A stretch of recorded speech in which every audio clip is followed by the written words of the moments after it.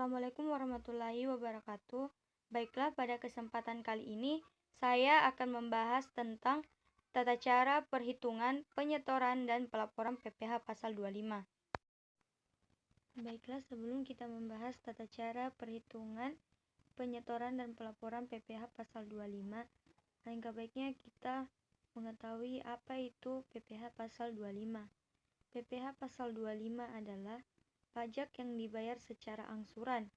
Tujuannya adalah untuk meringankan beban wajib pajak, mengingat pajak yang terutang harus dilunasi dalam waktu 1 tahun.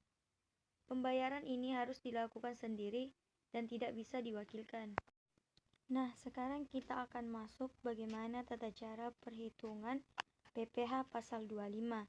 Sebelum kita menghitung PPh pasal 25, yang perlu kita ketahui adalah tarif yang berlaku pada PPh pasal 25. Tarif PPh pasal 25 terdapat dua jenis pembayaran angsuran pajak penghasilan pasal 25 atau PPh pasal 25.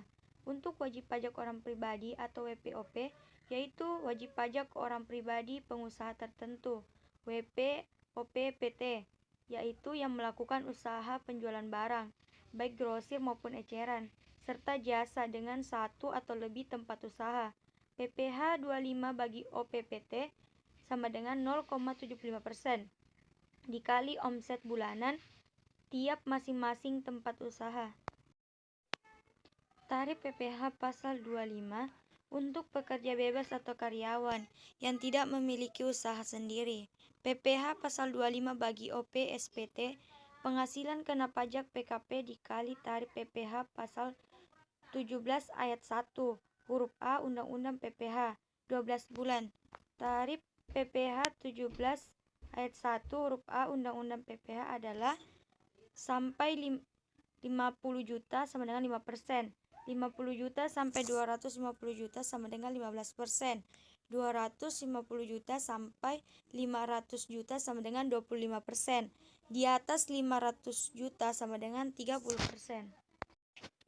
Dan untuk pembayaran angsuran PPh pasal 25 untuk wajib pajak badan, yaitu penghasilan kena pajak PKP dikali 25%, tarif PPh pasal 17 ayat 1 huruf B Undang-Undang PPh. Nah, sekarang kita akan membahas tata cara perhitungan PPh pasal 25. Contoh, perhitungan pajak PPh pasal 25. PT Boga Rasa Sejahtera bergerak di bidang produksi makanan, di mana penjualannya dimasukkan kebanyakan supermarket atau toko besar. Tidak hanya itu, perusahaan ini juga melakukan ekspor di luar negeri, seperti Singapura dan Jepang.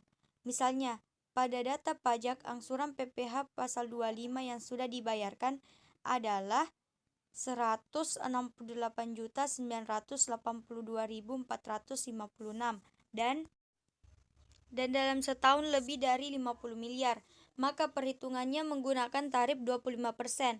Adapun laba rugi sebelum pajaknya adalah 937.688.000.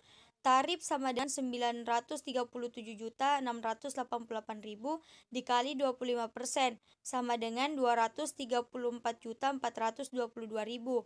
PPh pasal 29 sama dengan 234.422.000 dikurang 168.982.456 rupiah. Angsuran PPh pasal 25 sama dengan 65.439.544. Angsuran PPh pasal 25 sama dengan 234.422.000 dibagi 12 bulan sama dengan 19.535.166,67 dibulatkan menjadi 99.535.000.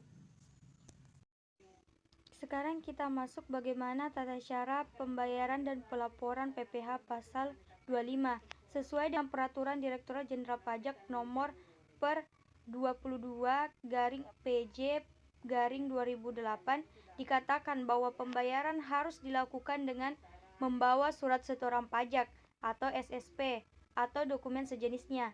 SSP dijadikan bukti pembayaran apabila telah divalidasi dengan nomor transaksi penerimaan negara atau NTPN.